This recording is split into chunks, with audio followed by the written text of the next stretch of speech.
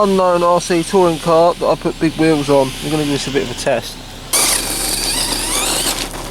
All sort of gravelly.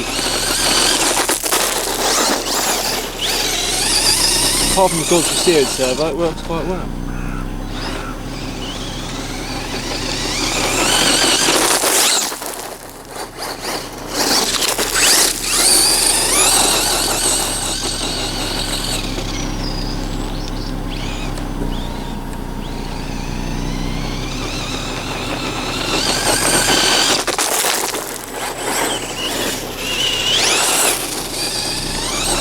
Do you want to get up there?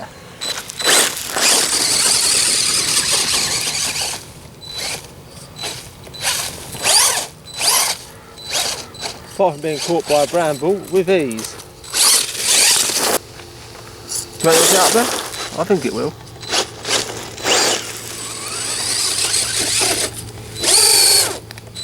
More momentum perhaps.